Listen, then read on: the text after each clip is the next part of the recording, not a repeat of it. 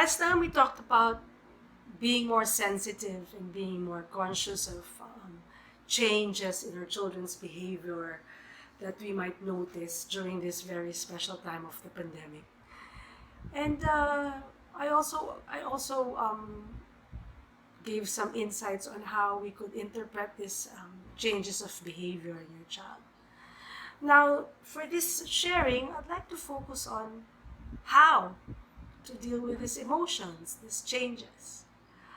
Well, when we observe these changes and we become more sensitive to changes in the behavior for children, sometimes we have a tendency to get irritated because we too are also going through a lot of stress, especially if you're working from home and you have your children with you 24/7 in your home. So it takes a bit of effort. But I think a very important thing that we could put our minds into is recognizing and respecting this behavior and being supportive about it.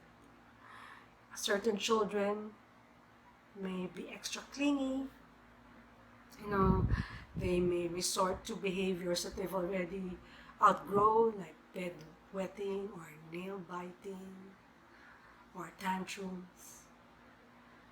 So we need to be supportive. Of course, certain behaviors need to be, nipped in the bud and told off. But for most times, let's try to, just hug them and tell them, do you feel bad inside? How do you feel inside? Or maybe you can just tell them, Mama's also feeling sad because I have so many things to do and I need to work. And sometimes we can be very confused, but I love you and I'm here. Be supportive. Be supportive and be assuring. And the only way that we could be supportive is, if we could take time to communicate.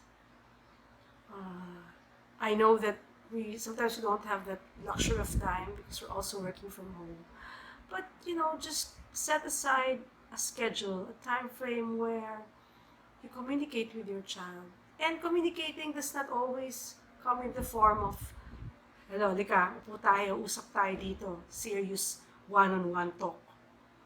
Sometimes, the most beautiful communications come with spontaneous bonding, doing an activity, talking about a topic.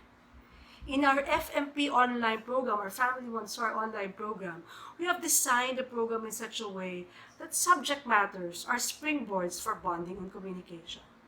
Not all communication comes in that, halika, one-on-one tayo.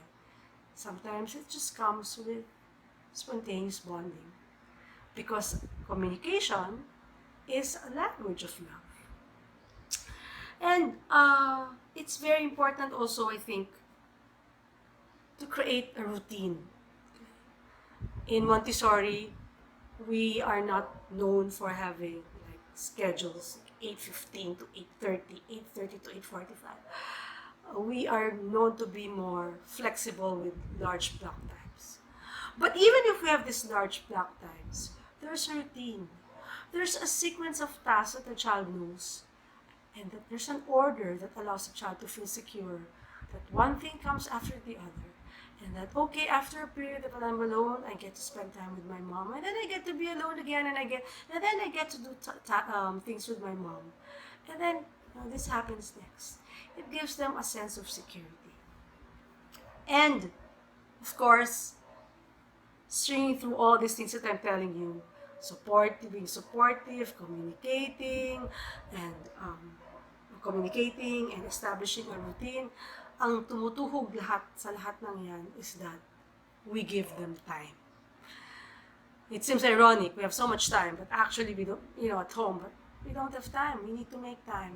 And I think that is something that could really help our child go through this period of pandemic in the home.